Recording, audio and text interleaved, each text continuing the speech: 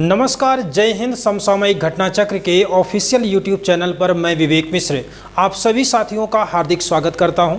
SSC GD के लिए जो हम लोग अपनी तैयारी कर रहे हैं अंतिम पड़ाव में, उसमें हम लोग ऐसे ही कुछ महत्वपूर्ण प्रश्नों का अभ्यास करते हैं और ये आपके जीएस से संबंधित सारे सवालों का अभ्यास चल रहा है। इसके साथ में आपको साइंस की भी क्लास मिल रही है, तो सभी क्लासेस को आप बेहतर तरीके से देखें ताकि आप अपने एग्ज़ाम में बेहतर परफॉर्म कर पाएँ। आज के इस एपिसोड में हम लोग कुछ महत्वपूर्ण प्रश्नों का अभ्यास कर रहे हैं जो कि संबंधित होगा आपके भारतीय संविधान और राज्य व्यवस्था से। तो चलिए देखते हैं कि आज का हमारा पहला सवाल क्या है।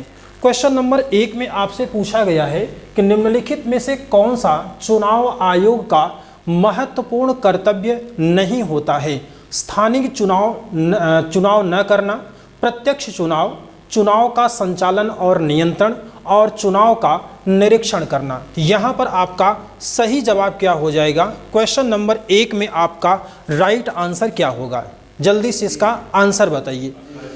तो क्वेश्चन में आपको निम्नलिखित में से कौन सा चुनाव आयोग का महत्वपूर्ण कर्तव्य नहीं होता है, तो यहाँ पर क्या इसका काम नहीं होता है। स्थानीय चुनाव न करना, प्रत्यक्ष चुनाव करना जो कि इसका कार्य होता ही है, चुनाव का संचालन और नियंत्रण करना इसका भी यह कार्य होता है, तो चुनाव का निरीक्षण करना ये कार्य होता है या नहीं होता है। तो चुनाव का निरीक्षण करना यह कर्तव्य होता है चुनाव आयोग का या नहीं होता है, ये सवाल आपको यहाँ पर बताना है। तो यहाँ पर क्या आपका राइट आंसर होगा, तो राइट आंसर हो जाएगा आपका स्थानीय चुनाव न करवाना। ये किसका काम होता है, तो स्थानीय चुनाव को करवाना। तो स्थानीय चुनाव को करवाने का काम किसका होता है, बोलिए। स्थानीय चुनाव करवाना ये किसका कार्य होता है, तो ये होता है राज्य निर्वाचन आयोग का। राज्य निर्वाचन आयोग का यह महत्वपूर्ण कार्य होता है। इसके साथ में आप देखेंगे तो प्रत्यक्ष चुनाव करवाना ये इसका कार्य होता है, चुनाव का संचालन और नियंत्रण करना, जबकि चुनाव का निरीक्षण करना यह कार्य चुनाव आयोग का नहीं होता है। चुनाव आयोग का जो चुनाव आयोग होता है वह चुनाव का निरीक्षण करने का कार्य नहीं करता है, बल्कि इसको संचालित करता है, नियंत्रण करता है, प्रत्यक्ष चुनाव करवाता है, स्थानीय चुनाव नहीं करवाता है। आपको कर्तव्य नहीं पूछा गया है। चलें आगे। अगला सवाल है क्वेश्चन नंबर 2। चुनाव के समय राजनीतिक दलों और चुनाव लड़ने वाले उम्मीदवारों द्वारा अनुपालित किए जाने वाले मानदंडों और दिशा निर्देशों का संकलन कहलाता है, खंड कहलाता है, या क्लॉज, या आचार संहिता कहलाती है, या मसौदा कहलाता है, या फिर इसको हम लोग विधायिका कहते हैं। तो क्या इसमें आपका राइट आंसर होगा, इसमें आपका राइट आंसर क्या हो जाएगा, बोलिए। इसमें आपका राइट आंसर क्या हो जाएगा, तो इसमें हो जाएगा आचार संहिता। यानी कि चुनाव के समय में, ध्यान से समझिएगा सवाल को, चुनाव के समय राजनीतिक दलों और चुनाव लड़ने वाले उम्मीदवारों द्वारा अनुपालित किए जाने वाले मानदंडों, यहाँ पर क्या डिसाइड होता है, कुछ मानदंड होते हैं, और दिशा निर्देशों का संकलन ये क्या कहलाता है, ये क्या कहलाएगा, इसी को कहा जाता है आचार संहिता या आदर्श आचार संहिता कहलाता है। इसको ही हम लोग क्या कहते हैं, आदर्श आचार संहिता इसको कहा जाता है, आदर्श आचार संहिता इसको कहा जाता है। तो यहाँ पर आपको यही समझना था कि जो चुनाव आयोग के द्वारा राजनीतिक दलों को कुछ नियम और कानून बताए जाते हैं और जिन दिशा निर्देशों का प्रयोग करने के लिए कहा जाता है उसी को क्या कहा जाता है, कोड ऑफ कंडक्ट या आचार संहिता इसको बोला जाता है। तो आचार संहिता में क्या व्यवस्थाएं होती हैं कि कब तक आपको चुनाव प्रचार करना है, उसके लिए क्या टाइम ड्यूरेशन होगा। इसके साथ साथ में ही आपको इस बात को भी बताया जाता है कि कब आपको चुनाव प्रचार अपना समाप्त करना है, यानी कि चुनाव प्रचार के लिए जो ड्यूरेशन होता है उसकी भी बात हम लोग कहाँ पर करते हैं, तो आदर्श आचार संहिता के अंतर्गत ही यहाँ पर किया जाता है। बात क्लियर है। अगला सवाल देखेंगे तो भारतीय संविधान के निम्नलिखित में से किस अनुच्छेद के अंतर्गत किसी राज्य के राज्यपाल को राष्ट्रपति द्वारा अपने हस्ताक्षर और मुहर सहित अधिपत्र द्वारा नियुक्त किया जा सकता है? तो उसमें आपका आंसर क्या होगा? अनुच्छेद 153, 154, 156 या अनुच्छेद 155। तो यहाँ पर आप राइट आंसर क्या लगाएंगे? तो यहाँ पर आपका राइट आंसर क्या होना चाहिए? तो अनुच्छेद 155 यहाँ पर होता है। अनुच्छेद 155 आपका यहाँ पर राइट आंसर हो जाता है। यहाँ पर आपको कुछ अन्य महत्वपूर्ण बातें भी ध्यान में रखनी है। जो राज्यपाल होता है वो कहाँ का प्रधान होता है? राज्यपाल जो होता है वह प्रधान कहाँ का होता है? प्रधान होता है या मुखिया होता है कहाँ का? राज्यों का, है ना। और इसके साथ साथ में यह एक और महत्वपूर्ण भूमिका का निर्वहन करता है और वो क्या होता है? केंद्र का प्रतिनिधि होता है। केंद्र का प्रतिनिधि होता है। तो यहाँ पर आपको दो बातें समझनी हैं। राज्यपाल की जो भूमिका होती है वह दो प्रकार से होती है। एक भूमिका इसकी क्या होती है? राज्यों के प्रधान के रूप में, और दूसरी भूमिका इसकी क्या होती है? केंद्र के प्रतिनिधि के रूप में, यानी कि यह केंद्र का एजेंट भी होता है। कैसे होता है? केंद्र का यह एजेंट भी होता है। कैसे होता है? चूंकि इसकी नियुक्ति कौन करता है? बोलिए, इसकी नियुक्ति कौन करता है? तो इसकी नियुक्ति करता है राष्ट्रपति, और राष्ट्रपति के द्वारा किसी एक व्यक्ति को, राष्ट्रपति के द्वारा किसी एक व्यक्ति को, एक ही राज्य का या अधिक, एक या हाँ एक से अधिक राज्यों का, एक या एक से अधिक राज्यों का राज्यपाल बनाया जा सकता है ना। एक या एक से अधिक राज्यों का राज्यपाल बनाया जा सकता है। अब दूसरा प्रश्न यहाँ आता है कि इसको फिर वेतन कितना मिलेगा? तो वेतन ये निर्धारित किया जाता है संसद के द्वारा कितना इसको मिलना चाहिए। एक ही राज्य का मिलना चाहिए या एक से अधिक राज्यों का मिलना चाहिए। ठीक इसी तरीके से होता है हाई कोर्ट के संदर्भ में, उच्च न्यायालय के संदर्भ में, और यहाँ पर भी इस बात का प्रावधान किया गया होता है कि एक या एक से अधिक राज्यों का एक उच्च न्यायालय होगा। यही होता है, उच्च न्यायालय होगा। अब इसमें आपको एक सवाल पूछा जाता है कि वर्तमान में कितने उच्च न्यायालय हैं?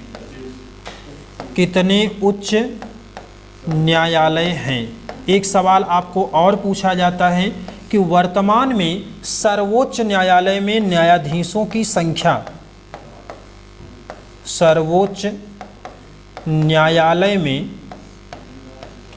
न्यायाधीशों की संख्या, और एक सवाल पूछ लें, न्यायाधीशों की संख्या। और इसके अलावा आपसे पूछा जाएगा कि वर्तमान में CJI कौन है? वर्तमान का CJI, और इनका क्रम पूछा जाएगा कि किस क्रम के CJI यहाँ पर हैं। तो किस क्रम के होंगे? 25वें क्रम के। इसको एक बार और चेक करिएगा। मेरा काम था आपके लिए सवालों को क्रिएट करना। सवाल हमने आपसे पूछ लिया था कि उच्च न्यायालय जो होता है वह एक या एक से अधिक राज्यों का एक उच्च न्यायालय होगा। इसके अलावा वर्तमान में कितने उच्च न्यायालय हैं? इसके अलावा सर्वोच्च न्यायालय में न्यायाधीशों की संख्या कितनी होगी? सुप्रीम कोर्ट की बात कर रहे हैं। और इसके अलावा यहाँ पर CJI कौन है और उनका क्रम क्या है? तो DY चंद्रचूड़ इसके वर्तमान में मुख्य न्यायाधीश, और इसके बाद इनका क्रम आप जरा खोज करके कल हमको बताइएगा कि ये किस क्रम के हैं, 25वें हैं या फिर 50वें हैं। ठीक है, तो इसमें आपको इतनी सारी महत्वपूर्ण बातों को ध्यान में रखना है। सवाल हमारा था भारतीय संविधान के निम्नलिखित में से किस अनुच्छेद के अंतर्गत किसी राज्य के राज्यपाल को राष्ट्रपति द्वारा अपने हस्ताक्षर और मुहर सहित अधिपत्र द्वारा नियुक्त किया जा सकता है। तो वो आर्टिकल आपका कौन सा होगा? अनुच्छेद 155। राज्यपाल की नियुक्ति कौन करता है? तो उसका आंसर आप लगाएंगे राष्ट्रपति। और राज्यपाल का कार्यकाल कितना होता है? इसका कार्यकाल कितना होता है?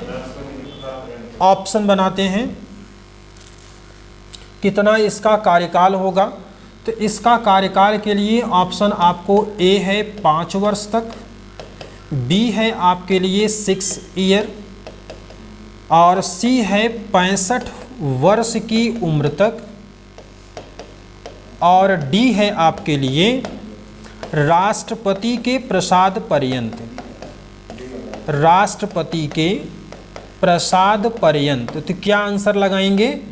राष्ट्रपति के प्रसाद पर्यंत यह पद धारण करता है। और इसी से संबंधित एक स्टेटमेंट आता है। पहली महिला राज्यपाल कौन है? प्रथम महिला राज्यपाल कौन है? ये सवाल भी पूछा जाता है। तो आंसर आपका क्या होगा? सरोजिनी नायडू इनको बोला जाता है। और इन्होंने एक स्टेटमेंट दिया था कि जो राज्यपाल का पद है, राज्यपाल का पद वह सोने के पिंजड़े में बंद, सोने के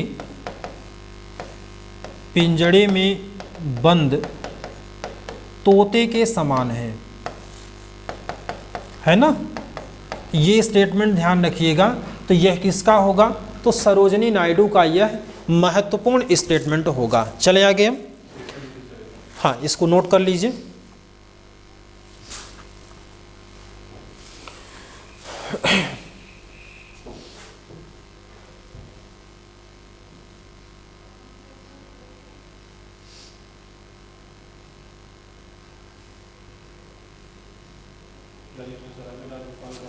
राज्यपाल का पद सोने के पिंजड़े में बंद तोते के समान है। ये आपको अलग अलग फिर सवालों के रूप में भी पूछा गया है। 2019 में पूछा गया था सवाल आपको कि भारत में राज्यों के राज्यपालों की नियुक्ति करने का अधिकार किसके पास होगा? तो आंसर आप क्या लगा लेंगे? राष्ट्रपति को। इसके अलावा आपसे ये भी सवाल पूछा जा सकता है सवाल के रूप में, सवाल आपसे और पूछा जा सकता है कि राज्यपाल की नियुक्ति, राज्यपाल की नियुक्ति राष्ट्रपति द्वारा किस अनुच्छेद के तहत की जाती है? किस अनुच्छेद के तहत की जाती है? 151, 152, 155 या फिर डी है 157।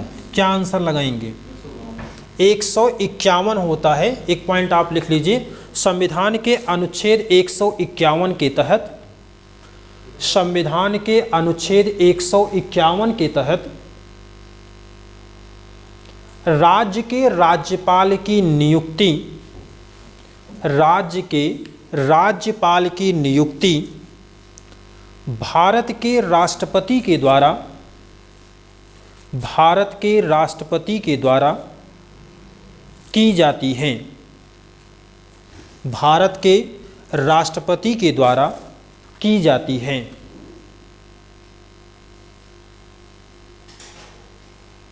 और इसको अपना अगर पद त्यागना होगा तब कौन सा प्रयोग करेंगे? 156। इसमें क्या होता है? त्यागपत्र होता है। और यह त्यागपत्र अपना किसको देगा? राष्ट्रपति को अपना त्यागपत्र देगा। बात क्लियर है? अगला सवाल देखिए। क्वेश्चन नंबर आपको 4 में दिया गया है, भारत में राज्यों के राज्यपालों की नियुक्ति करने का अधिकार किसके पास है? सुप्रीम कोर्ट के मुख्य न्यायाधीश को, प्रधानमंत्री को, मुख्यमंत्री को या फिर राष्ट्रपति को? तो आंसर क्या लगा लेंगे? राष्ट्रपति को। आर्टिकल कौन सा होगा? 151 होगा। अनुच्छेद 151 में इसका प्रावधान है। और अनुच्छेद 155 में किसका प्रावधान है?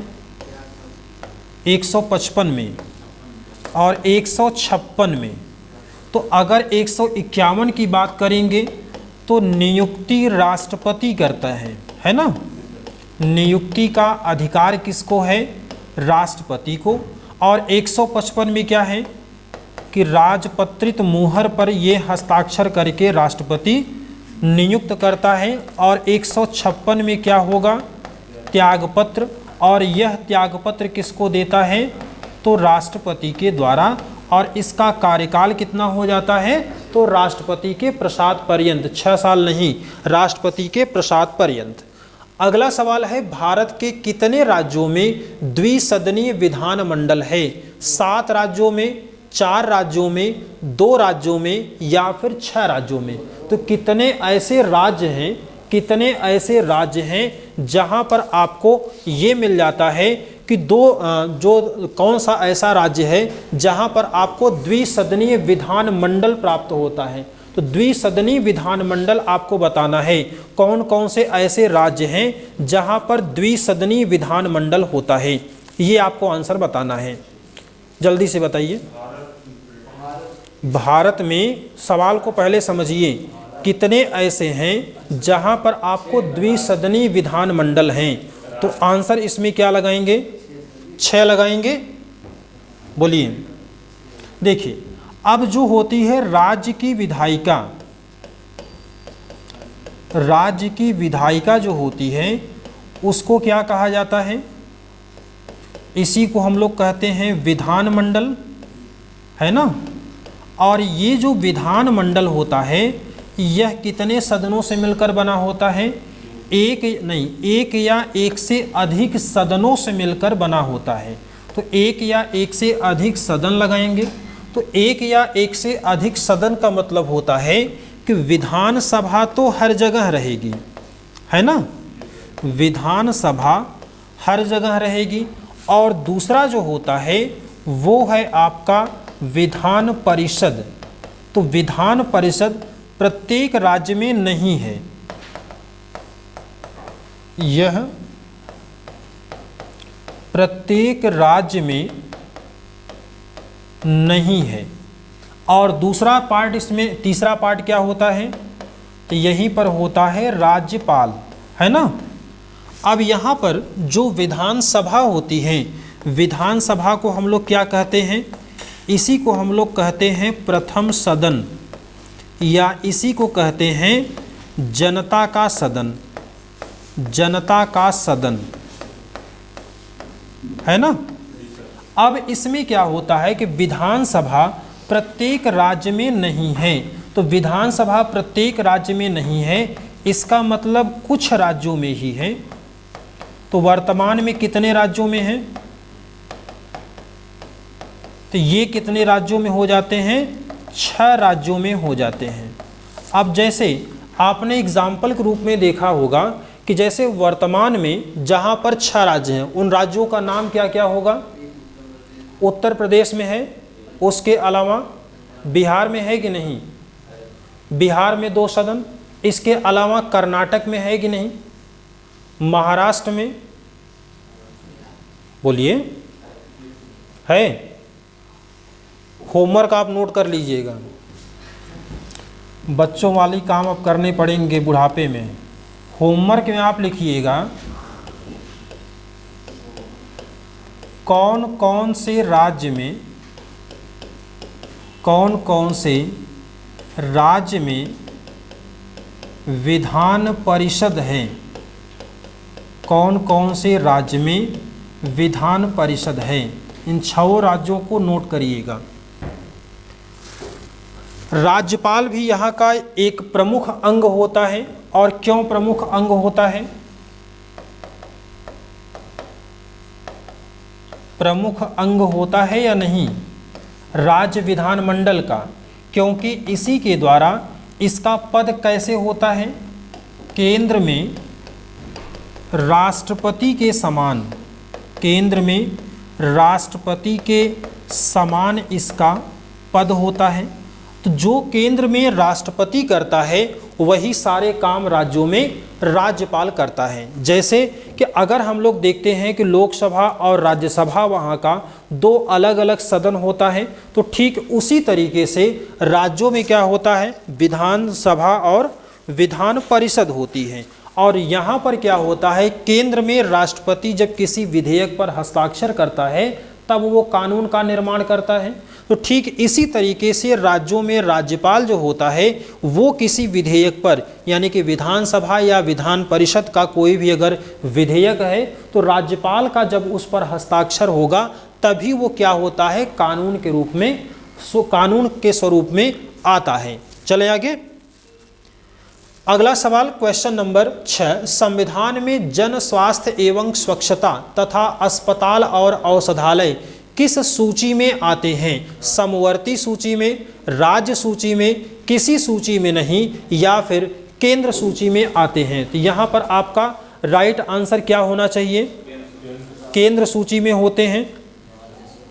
अगर संविधान में जन स्वास्थ्य और स्वच्छता और अस्पताल औषधालय किस सूची में आते हैं, तो ये आता है आपके कौन से सूची? ये आता है राज्य सूची में। ये किस में आता है? राज्य सूची में। ये इसमें अब आपको देखना क्या है, इसमें जब आप देखेंगे तो शक्तियों के विभाजन से इसकी उत्पत्ति होती है। बात मत करिए, शक्तियों के विभाजन से इसकी शुरुआत होती है। और शक्तियों का विभाजन हमारे यहाँ किसके बीच में है? केंद्र और राज्य के बीच में, केंद्र और राज्य के मध्य। अब ये शक्तियों का जो विभाजन है इसको हमने कहाँ से ग्रहण किया है? बोलिए, किस देश के संविधान से? किस देश के संविधान से ये ग्रहण किया गया है? तो आंसर इसमें क्या हो जाता है? कनाडा के संविधान से, है ना, कनाडा के संविधान से। अच्छा, दूसरी चीज़ आपको ये भी समझ लीजिए कि केंद्र और राज्य के बीच में शक्तियों के विभाजन के साथ में एक बात यहाँ पर ध्यान रखना है कि केंद्र को शक्तिशाली बनाने का प्रयास किया गया है। केंद्र को शक्तिशाली बनाने का, केंद्र को शक्तिशाली बनाने का प्रयास किया गया है। और ये बात आपको कहाँ पर मिलती है? तो कनाडा के संविधान में आपको ऐसे ही प्रावधान देखने को मिलते हैं। एक पॉइंट आप यहाँ पर और समझ सकते हैं कि जितने भी केंद्र को शक्तिशाली बनाए जाने वाले प्रावधान मिलेंगे वो सभी के सभी कहाँ से लिए जाएंगे? कनाडा के संविधान से। यानी कि वे सभी प्रावधान जो केंद्र को शक्तिशाली बनाते हैं उनको हमने कहाँ से ग्रहण किया है? कनाडा के संविधान से। क से यहाँ पर केंद्र हो जाएगा और क से यहाँ पर कनाडा हो जाएगा। तो कनाडा से वो सारे प्रावधान लिए हैं जो हमको केंद्र को शक्तिशाली बनाते हैं। और शक्तियों के विभाजन की जो बात करते हैं इसको हमने किस अनुसूची से लिया है? इसको हमने किस अनुसूची से लिया है? बोलिए, 7वीं अनुसूची से। बार बार इसको क्यों बताना पड़ता है? और 7वीं अनुसूची में ही आपने देखा था कि 3 सूचियां होती हैं। एक में होता है संघ, दूसरी होती है राज्य और तीसरी होती है समवर्ती सूची, है ना। अब यहाँ पर आपको सवाल कैसे पूछा जाता है कि संघ सूची में कौन कौन से विषय शामिल होते हैं?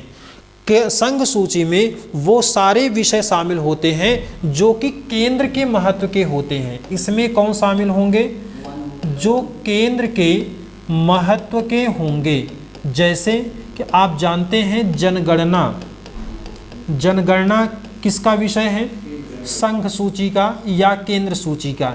इसके साथ साथ में और जितने प्रावधान आपके होंगे, जैसे जनगणना इसमें एक महत्वपूर्ण है, जैसे संचार एक महत्वपूर्ण है, माइनिंग जो होती है वो भी एक महत्वपूर्ण विषय है।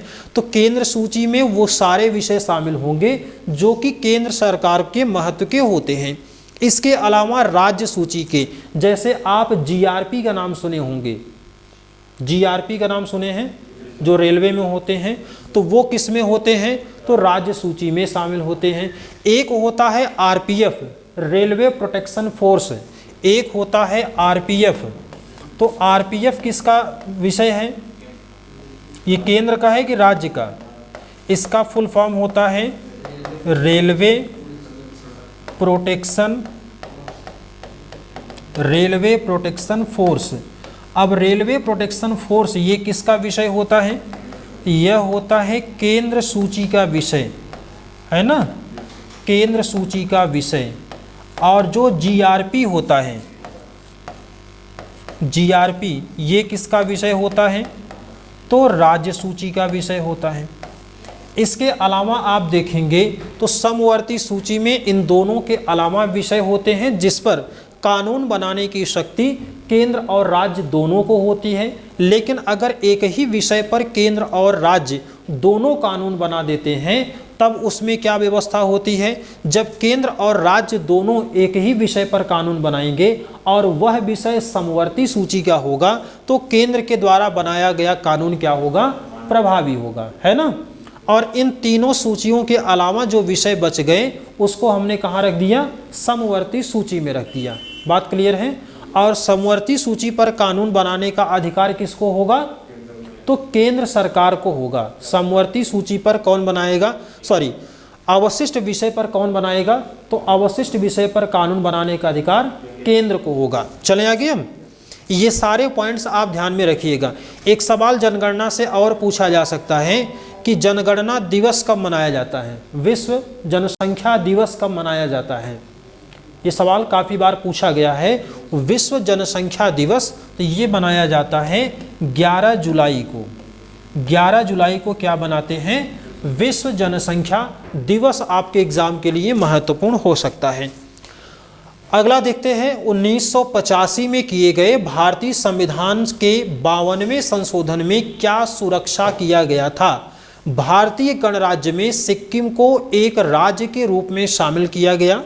कर में वृद्धि के संबंध में संघ एवं राज्य सूची में संशोधन, दल बदल विरोधी कानून को शामिल किया गया और समाजवादी धर्मनिरपेक्ष शब्द संविधान की प्रस्तावना में जोड़े गए। सवाल को फिर से ध्यान से समझ लीजिए। 1985 में किए गए भारतीय संविधान के 52वें संशोधन में क्या सुधार किया गया था। यहाँ पर आपको बताना है क्या गणराज्य में सिक्किम को एक राज्य के रूप में शामिल किया गया, या कर में वृद्धि के संबंध में संघ और राज्य सूची में संशोधन किया गया, या फिर दल बदल विरोधी कानून को शामिल किया गया, या फिर समाजवादी धर्मनिरपेक्ष शब्द संविधान की प्रस्तावना में जोड़े गए। तो क्या आंसर इसमें आपका हो जाएगा, डी होगा। क्या होना चाहिए, डी होगा कि नहीं, डी में है कि नहीं इसको देखते हैं कि समाजवादी धर्मनिरपेक्ष शब्द संविधान की प्रस्तावना में जोड़े गए। समाजवादी धर्मनिरपेक्ष को ही क्या माना जाता है, पंथ निरपेक्ष। अब बताइए डी वाला लगा दें, डी वाला गलत है। क्यों गलत है, क्योंकि यहाँ पर प्रस्तावना में जोड़ने की बात की गई है और प्रस्तावना में संशोधन कितनी बार हुआ है। एक सवाल ये भी होता है, प्रस्तावना में संशोधन कितनी बार हुआ है, तो कितनी बार अगर पूछा जाए तो नंबर में क्या लगाएंगे, एक बार हुआ है।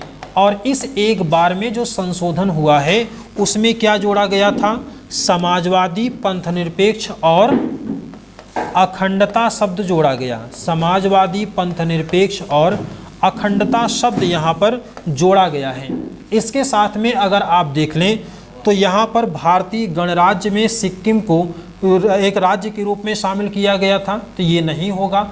और 52वें संशोधन का मतलब है कि 52वें संशोधन में क्या सुधार किया गया था, तो ये दल बदल। और 52वें संशोधन के द्वारा 52वें संशोधन द्वारा 10वीं अनुसूची को जोड़ा गया। कौन सी अनुसूची, 10वीं अनुसूची को जोड़ा गया। और इसी 10वीं अनुसूची के जरिए ही क्या किया गया था, यहाँ पर किस बात को जोड़ा गया, दल बदल कानून को। दल बदल कानून की व्यवस्था किस अनुसूची के जरिए जोड़ा गया है, तो वो आपका हो जाएगा 10वीं अनुसूची।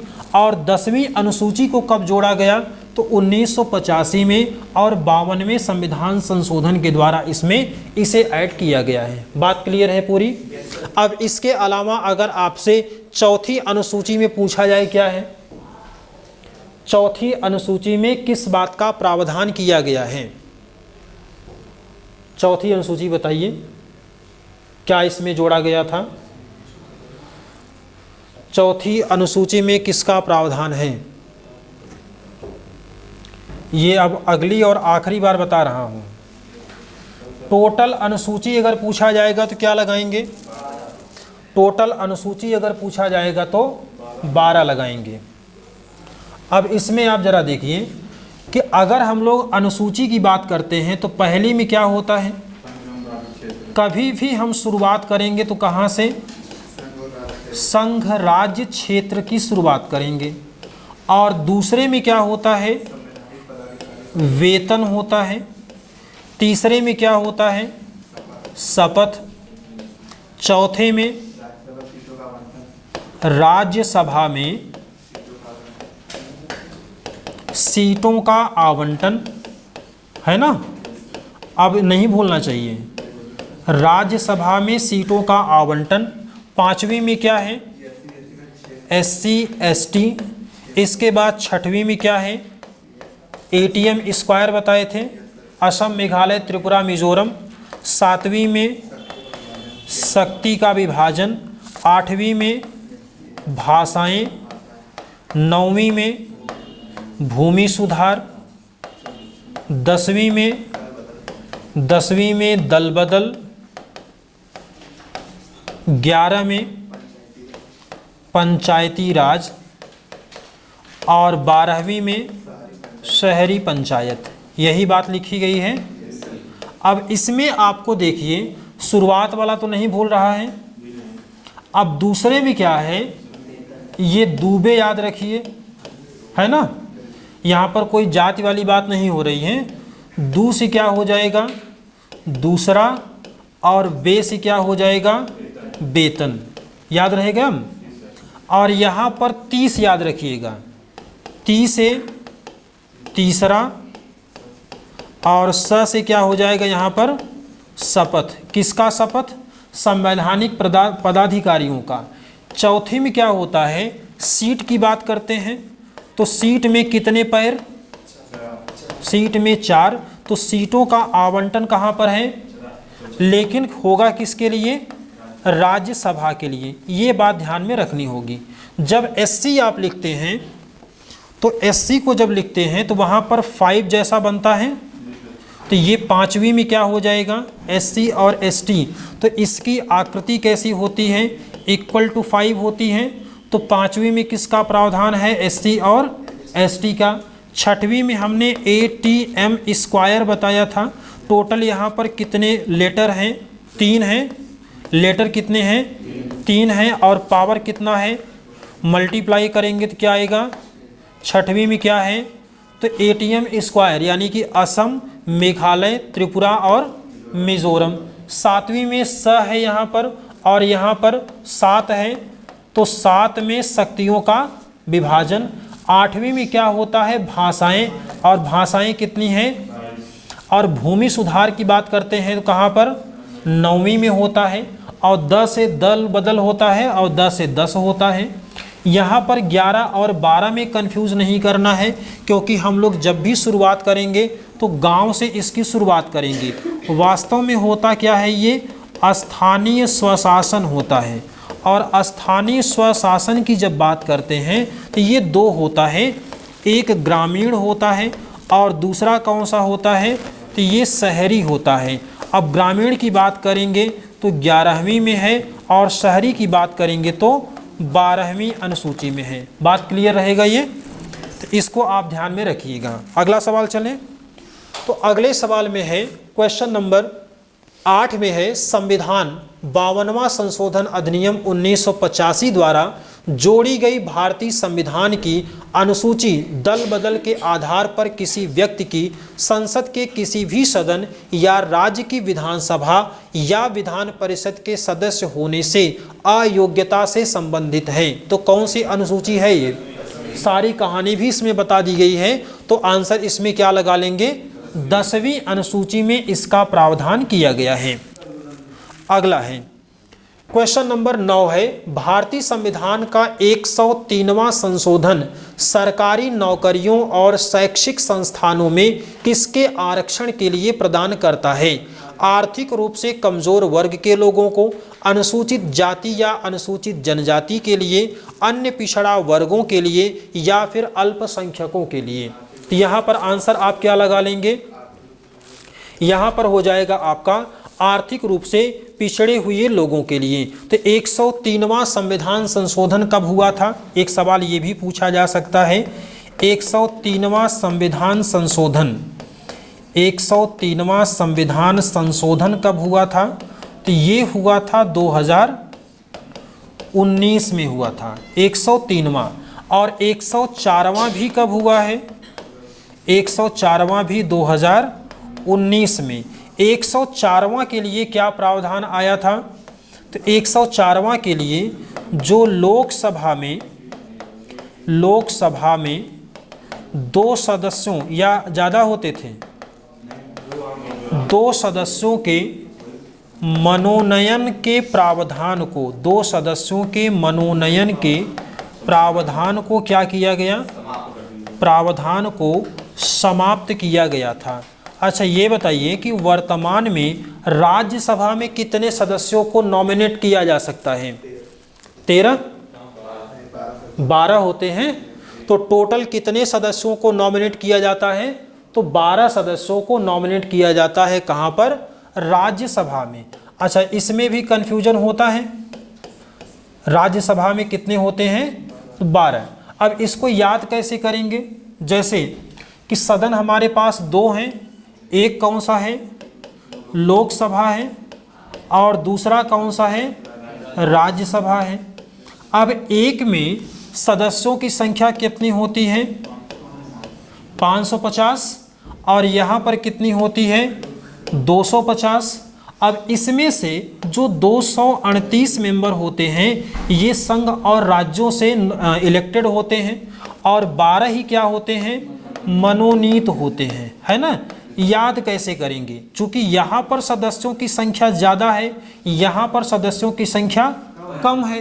तो जब आपने हाई स्कूल या इंटर में पढ़ा होगा मैथ वाले सवाल, तो मैथ वाले में इक्वेशंस को बैलेंस करने के लिए प्लस और माइनस करते थे, या आप भी पढ़े होंगे। जैसे मान लीजिए कि आपको सवाल दिया जाता था x + y = 2 और 2x + y = 2x + 3y = मान लीजिए 4 आपको दिया है।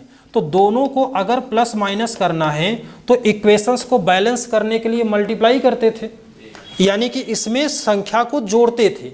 तो वही चीज़ आपको वहाँ पर करनी है। लोकसभा में अगर सदस्यों की संख्या पहले से ज़्यादा है तो उसमें प्लस करने की आवश्यकता नहीं होगी। राज्यसभा में सदस्यों की संख्या क्या होगी? कम होती है। तो इसलिए उसको बैलेंस करने के लिए लोकसभा से सदस्यों की संख्या वहाँ पर जोड़ी जाती है। और यहाँ पर क्या हो जाता है कि 12 सदस्यों को नॉमिनेट किया जाता है। और ये 12 सदस्य आते कहाँ से हैं? तो साहित्य, विज्ञान, कला और समाज सेवा से। अब ये कैसे आप आइडिया लगाएंगे? मान लीजिए सब चीज़ें आपको भूल रही हैं, तो इसमें कैसे आइडिया लगाएंगे कि किसमें सदस्यों की संख्या ज़्यादा होती है? अच्छे लोग होते हैं तो उनकी संख्या क्या होती है? ज़्यादा होती है। ये क्या होता है? इसको क्या कहते हैं? जनता का सदन कहते हैं, है ना। और इसमें क्या होता है? ये होता है बड़ा सदन। तो अच्छे लोग इसमें होते हैं, विशेषज्ञ टाइप के लोग होते हैं। तो विशेषज्ञों की संख्या हमेशा कम होती है और जनता की संख्या हमेशा ज़्यादा होती। ये सिर्फ आपको याद रखने के लिए चीज़ें हैं। इसको कहीं पर लिखने की अगर ज़रूरत पड़े तो वहाँ पर लिखेंगे नहीं। अगर लोकसभा की बात करेंगे, जनता की बात है, जनता की संख्या ज़्यादा होती है। और अगर विशेषज्ञों की बात करेंगे तो राज्यसभा, यहाँ पर सीटों की संख्या कम होगी। और उसी को बैलेंस करने के लिए 12 सदस्य राष्ट्रपति क्या करता है? नॉमिनेट कर देता है। याद रहेगा। अल्पसंख्यक की बात आती है कई बार, तो अल्पसंख्यक का मतलब यहाँ पर क्या होता है, संविधान के अनुसार अल्पसंख्यक की बात आती है तो कितने प्रकार के अल्पसंख्यक यहाँ पर दिए गए हैं संविधान में, कितने प्रकार के अल्पसंख्यक दिए गए हैं, बोलिए। अब यहाँ पर जो हिंदू और मुस्लिम की बात आप करते हैं तो हिंदू और मुस्लिम, कहीं पर हिंदू भी क्या हैं, माइनॉरिटी में आते हैं, और कहीं पर मुस्लिम क्या होते हैं, माइनॉरिटीज़ में आते हैं। जैसे अगर पाकिस्तान में हम लोग हिंदुओं की बात करेंगे तो वहाँ पर वो माइनॉरिटीज़ में हैं, और हिंदुस्तान में अगर बात करेंगे तो मुस्लिम माइनॉरिटीज़ में हैं। तो इसका मतलब क्या हो गया, कितने प्रकार के अल्पसंख्यक हैं। हमारे पास दो प्रकार के अल्पसंख्यक होते हैं, एक होते हैं भाषाई और दूसरे होते हैं धार्मिक। तो भाषाई और धार्मिक अल्पसंख्यक हमारे पास होते हैं। अब यहाँ पर देखेंगे तो धर्म के आधार पर अल्पसंख्यक का मतलब है कि किसी पर्टिकुलर क्षेत्र में अगर किसी से तुलना करें, जैसे इस क्लास में अगर हम लोग जेंडर के आधार पर तुलना करें तो लड़कियाँ क्या हैं, वो माइनॉरिटीज़ में हैं, और लड़के क्या हैं, मेजॉरिटी में हैं। तो यहाँ पर अल्पसंख्यक की अगर बात करें, किसके आधार पर हम लोगों ने बात किया, जेंडर के आधार पर, तो लड़कियां यहाँ पर क्या है, माइनॉरिटीज़ में हैं, और लड़के क्या हैं, मेजॉरिटी में हैं। अब यहाँ पर मान लीजिए कि मुझे अगर केवल और केवल मुस्लिम कर दीजिए और आप सभी लोग हिंदू हो जाइए, तो मैं क्या हो गया, यहाँ पर माइनॉरिटी में हो गया, आप मेजॉरिटी में हो गए। तो ये पर्टिकुलर क्षेत्र की बात होती है, चाहे भाषा के आधार पर बात करेंगे चाहे धर्म के आधार पर, यानी कि 50% से अगर कम उनकी संख्या है तो उसी आधार पर हम बताते हैं कि ये क्या है, माइनॉरिटीज़ में है या मेजॉरिटी में है। बात क्लियर है। सवाल ये आपको पूछा जाता है भाषाई और धार्मिक अल्पसंख्यक की बात। भाषाई आधार पर पहला गठित होने वाले राज्य का नाम बताइए, आंध्र प्रदेश था। चले आगे हम, चलिए। अब इसके बाद है भारतीय संविधान की चौथी अनुसूची में इनमें से किससे संबंधित विषय वस्तु निहित है। राज्यसभा में सीटों का आवंटन, शपथ या प्रतिज्ञान के प्रारूप, पंचायतों की शक्ति, अधिकार और उत्तरदायित्व, या संविधान द्वारा मान्यता प्राप्त भाषाएं। क्या आंसर होगा, 4 अनुसूचियां आपसे यहां पर पूछी गई हैं। तो राज्यसभा में सीटों का आवंटन किसमें है, 4th में है। शपथ या प्रतिज्ञान का प्रारूप किसमें है, 3रे में है, वेरी गुड। और पंचायतों की शक्ति, अधिकार और उत्तरदायित्व किसमें होगा, 11वें में होगा, है ना, चूंकि पंचायत की बात कर रहे हैं। अब संविधान द्वारा मान्यता प्राप्त भाषाएं ये किसमें है, तो ये 8वीं में है। और कितनी है ये, तो 22 भाषाएं यहाँ पर मान्यता प्राप्त हैं। तो आंसर आपका क्या हो गया, चौथी अनुसूची आपसे पूछा गया है, तो आंसर आप क्या लगा लेंगे, ए वाला। अगला सवाल देखिए, क्वेश्चन नंबर 11 में है, पंचायत का सदस्य बनने के लिए निम्नलिखित में से कितनी न्यूनतम आयु आवश्यक होती है। 21 वर्ष होती है, 28 वर्ष, 18 वर्ष या फिर 36 वर्ष। क्या आंसर लगाएंगे। जबकि आप जानते हैं कि जो वयस्क मताधिकार होता है, वयस्क मताधिकार, तो वयस्क मताधिकार के लिए वयस्क मताधिकार की जो उम्र है वो कितना है, 18 वर्ष, है ना। लेकिन पंचायतों के लिए, किसके लिए, पंचायत का सदस्य बनने के लिए न्यूनतम उम्र कितनी होती है, 21 वर्ष होती है। पंचायत सदस्य के लिए न्यूनतम उम्र कितनी होती है, 21 वर्ष होती है। वोट देने के लिए न्यूनतम उम्र कितनी होती है, 18 वर्ष। पहले यह कितनी थी, पहले 21 वर्ष थी, और 21 वर्ष से घटाकर कितना किया गया, 61वां संविधान संशोधन था। इसके अलावा संसद का सदस्य बनने के लिए, संसद का सदस्य बनने के लिए न्यूनतम उम्र बताइए, कितना न्यूनतम उम्र, ये सवाल हम लोगों ने किया हुआ है। तो न्यूनतम उम्र की बात कर रहे हैं, और बात कहाँ की है, संसद की। तो संसद में 2 होते हैं, कौन कौन से, लोकसभा और राज्यसभा दोनों होते हैं। चूँकि यहाँ संसद की बात कर रहे हैं तो जो संसद का सदस्य होता है उसी को हम क्या कहते हैं, MP कहते हैं, मेंबर ऑफ पार्लियामेंट। तो तो चाहे वो लोकसभा का हो चाहे वो राज्यसभा का हो, दोनों को ही हम क्या कहेंगे, एमपी कहेंगे। तो लोकसभा के लिए न्यूनतम उम्र कितनी होती है, 25, और राज्यसभा के लिए कितनी होती है, 30 होती है। लोकसभा का सदस्य बनने के लिए न्यूनतम उम्र कितनी होगी, 25 साल होगी, और राज्यसभा का सदस्य बनने के लिए कितनी उम्र होनी चाहिए, 30 होनी चाहिए, राज्यसभा का अगर वह सदस्य बन रहा है तो। बात क्लियर रहेगी।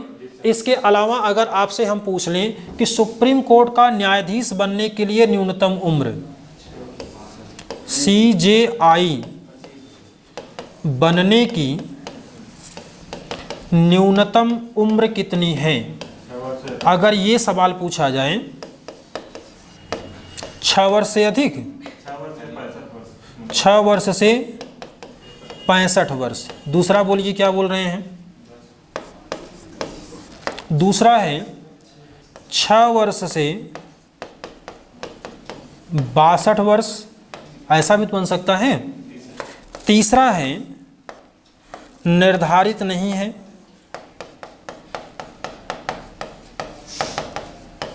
और चौथा है 30 वर्ष। आप लोगों में जानते हैं कमी किस बात की है, कमी सिर्फ इतनी है कि सवाल को ध्यान से नहीं पढ़ते हैं। जैसे मैं देखा नहीं हूं जिसने भी ये आंसर बताया है पहला वाला, 6 वर्ष से 65 वर्ष तक। मेरा सवाल है कि CJI बनने की न्यूनतम उम्र कितनी होनी चाहिए, यानी कि 6 साल अगर कोई बच्चा है तो वो भी CJI बन सकता है, ऐसा तो नहीं हो सकता ना। सवालों को पहले ध्यान से पढ़ना सीखिए, पेशेंस बना के रखिए। जब सवाल को आप ध्यान से पढ़ेंगे तब आपको, मतलब कि अगर ना 4 से 5 सवाल अगर ह्यूमन एरर में आप गलत करके आते हैं तो उसका 50% तो केवल आप अपनी गलती से गलत करके आते हैं, ठीक है। तो सवाल को ध्यान से पढ़िए। CJI बनने की न्यूनतम उम्र कितनी होनी है चाहिए। जब आपको ये एक ना पूरा एक ड्यूरेशन दे दिया गया 6 से 65 या 6 से 62, तो इसका मतलब ये दोनों वाले ऑप्शन आपके हट गए हैं, है ना, ये दोनों सही हो ही नहीं सकते हैं।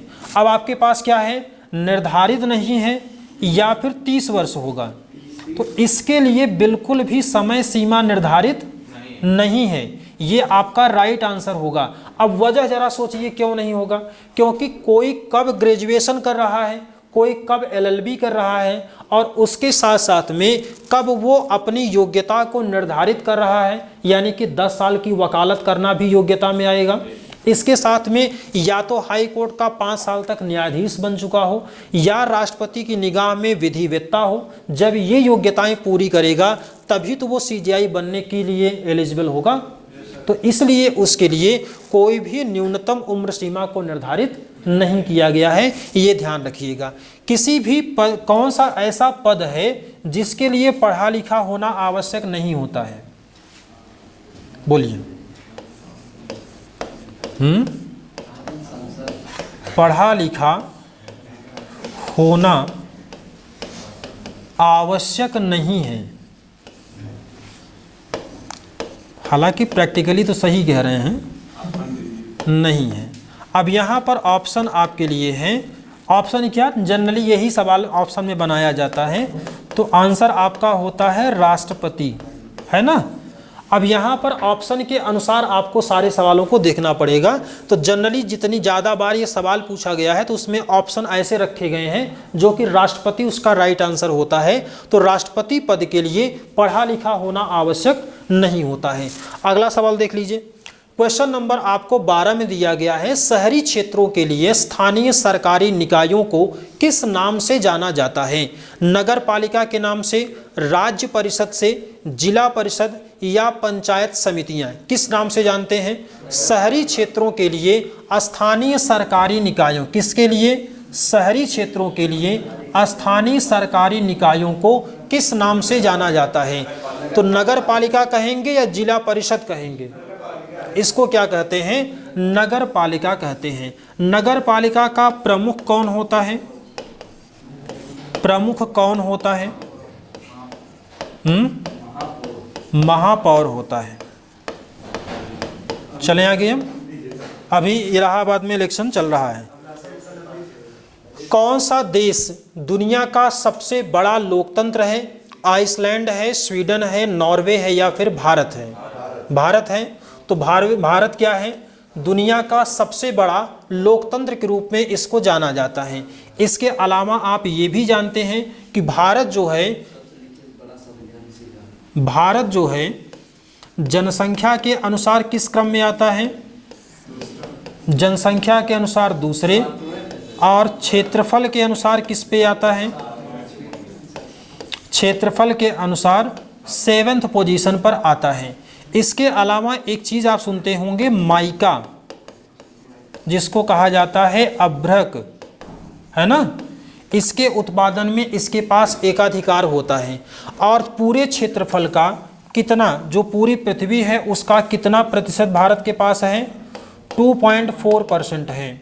और जनसंख्या में 17.5% जनसंख्या भारत में निवास करती है। ये कुछ आपको एक्स्ट्रा पॉइंट भी ध्यान में रखना होगा। सवाल आपसे यहाँ पर कई तरीके से पूछा जाता है। अगर मैं आपसे सवाल पूछूं कि विश्व का सबसे छोटा महासागर कौन सा होता है? नीचे वाला कि ऊपर वाला? आर्कटिक होता है, उत्तरी ध्रुव कहा जाता है। चलिए अगला सवाल है, दिसंबर 1947 तक प्राप्त जानकारी के अनुसार भारत का संविधान लिखने वाली संविधान सभा में कुल कितने सदस्य थे? तो आंसर इसमें क्या होगा? 230, 275, 245 या फिर 299। तो इसमें क्या थे? 299 थे। 299 आपका इसमें राइट आंसर हो जाएगा। एक सवाल आपका और बचेगा। तो क्वेश्चन नंबर आपको 15 में है, भारत के संविधान की प्रस्तावना में निम्नलिखित में से कौन सा शब्द सम्मिलित नहीं है? पूंजीवादी है, बंधुता है, संप्रभु है या फिर न्याय है? तो क्या आंसर लगाएंगे इसमें? भारत के संविधान की प्रस्तावना में निम्नलिखित में से कौन सा शब्द सम्मिलित नहीं है? क्या पूंजीवादी प्रस्तावना में है? नहीं है। बंधुता है, संप्रभु है, न्याय है। तो निम्नलिखित में से कौन सा शब्द सम्मिलित नहीं है? तो आंसर आपका क्या हो जाएगा? पूंजीवाद नहीं है। यहाँ पर जो शब्दों का क्रम आता है उसको आप ध्यान में रखिएगा। जैसे कि हम भारत के लोग, ये तो आपको पता ही होगा, हम भारत के लोग। अब यहाँ से क्या होता है? भारत को एक संपूर्ण प्रभुत्व संपन्न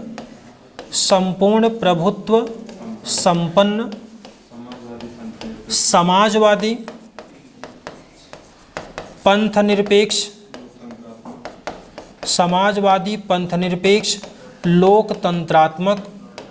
लोकतंत्रात्मक गणराज्य बनाने के लिए इसके समस्त नागरिकों को सामाजिक, आर्थिक, राजनीतिक न्याय, ये ध्यान रखिएगा, सामाजिक, आर्थिक और राजनीतिक न्याय है ये। और इसके साथ में विचार अभिव्यक्ति, विश्वास, धर्म और उपासना, इसकी क्या है? स्वतंत्रता है। तो सवाल आपसे कैसे पूछा जाएगा कि कितने प्रकार की स्वतंत्रता दी गई है? तो टोटल कितने हैं? 5 प्रकार की स्वतंत्रताएं हैं। न्याय कितने प्रकार का है? तो सामाजिक, आर्थिक और राजनीतिक न्याय है। तो इस बात को आप यहाँ पर ध्यान में रखिएगा। और दूसरी चीज़ कि हम भारत के लोग से लेकर के यहाँ पर कुछ जो महत्वपूर्ण पॉइंट्स हैं प्रस्तावना का, कम से कम स्टार्टिंग का 4 से 5 लाइन आपको याद होना चाहिए। और ये शब्दों का क्रम पूछा जाता है बहुत बार, तो इसको ध्यान में रखिएगा। इसके आगे की चर्चा हम लोग अगली क्लास में करेंगे। तब तक के लिए धन्यवाद।